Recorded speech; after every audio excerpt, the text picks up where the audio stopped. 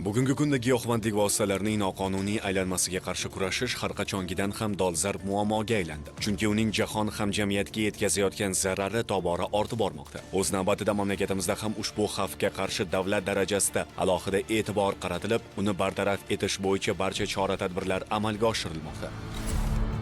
Xususan Davlat xavfsizlik xizmatining chegara qo'shinlari va Samarqand viloyati bo'yicha boshqarmasi hamda viloyat ichki ishlar boshqarmasi hamkorligida o'tkazilgan tezkor tadbirda Bulung'ur tumanida yashovchi 1996 va 1997 yillarda tug'ilgan 2 nafar shaxs 79 kilogramm 358 gram opiy moddasini Tojikiston Respublikasidan kontrabanda yo'li bilan mamlakatimizga olib kelib, kelgusida sotish maqsadida xufiya joyga yashirib qo'yganliklari aniqlandi va ushbu ajal og'usi ashyoviy dalil sifatida olindi. Shuningdek, tezkor tadbir davom ettirilib, 1996 yilda tug'ilgan qonunbuzarning ko'rsatmasi asosida muqaddam dala maydoniga yashirib qo'yilgan 1 kilogramm 953 gram metamfetamin sintetik narkotik moddasi ham olindi.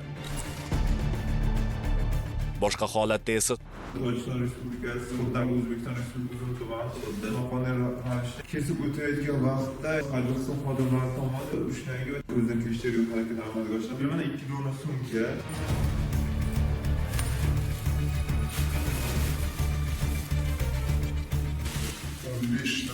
skoch bilan o'ralgan o'tkirli yo'llanma moddasi bor. Ikkinchi sumkani ochamiz.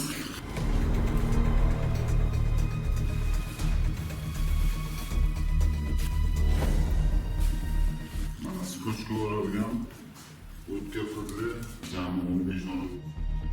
Surxondaryo viloyatining Uzun tumanida yashovchi 1994 va 1997 yillarda tug'ilgan 2 nafar shaxs va Tojikiston Respublikasining Tursunzoda tumanida istiqomat qiluvchi 1997 yilda tug'ilgan fuqaro davlat chegarasini buzgan holda 30 kilogramm 357 gram opiy moddasini mamlakatimiz hududiga olib o'tgan vaqtlarda chegara qo'shinlari harbiy xizmatchilari tomonidan qo'lga olindi. Aniqlanishicha, ular tojikistonlik narko savdogarga tegishli ushbu zahri qotilni ma'lum bir haq evaziga kontrabanda yo'li bilan belgilangan manzilga yetkazib berishlari kerak bo'lgan. Shuningdek, tezkor tadbir davom ettirilib, ushbu giyohvandlik vositasining buyurtmachisi hisoblangan Denov shahrida yashovchi 1986 yilda tug'ilgan shaxs ham qo'lga olindi. Hozirda har ikki holat bo'yicha Jinoyat kodeksining 246 va 273 moddalari bilan jinoyat ishlari qo'zg'atilib, qonunbuzarlarga nisbatan qamoq ehtiyot chorasi qo'llanildi.